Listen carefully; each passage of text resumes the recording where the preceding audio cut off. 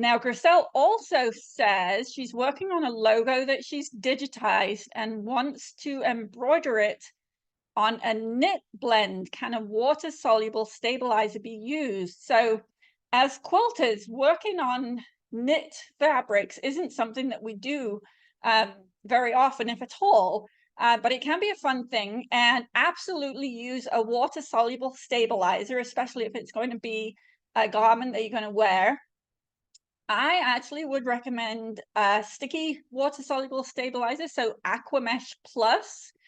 And when you put this into your hoop, and this applies to any of the sticky stabilizers that have the backing paper on the back, I like to remove the backing paper, put the stabilizer sticky side up on your cutting mat, put the inner hoop on top of it, and stick the inner hoop to the sticky stuff, and then pop it into the outer hoop.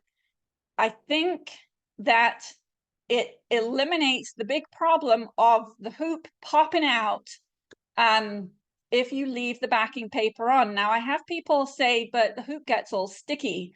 And I say, this is why you have a kitchen sink and a faucet and some water. If you get just any kind of cloth and just hold your hoop under the running water and just rub at it gently with a cloth, then the stickiness comes off and you actually end up with a really nice clean hoop. I've seen way too many people put the whole thing in paper backing and everything, and they do a bunch of sticking, and then the hoop gets knocked and everything pings out of the hoop.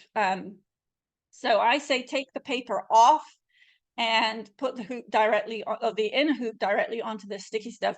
The other thing is that when you're scoring the paper, the chances of scoring all the way through the stabilizer as well seems to me to be too big of a risk, and you absolutely don't want to have any holes in your stabilizer. Another couple of comments about working on a knit. I would potentially also use a film water-soluble stabilizer on the top. So water-soluble stabilizer mesh variety, I would put in the hoop. It's a little bit stronger and sturdier. And topping is a film topping I would put on the top. And especially if you have any kind of a nap on your fabric, this will really help for the stitches to not sink all the way into the fabric. One more point on stitching on a knit, I would change from a regular embroidery needle. I typically use the titanium top stitch from Superior. I would use a ballpoint needle with a knit fabric, and that will get you the best results.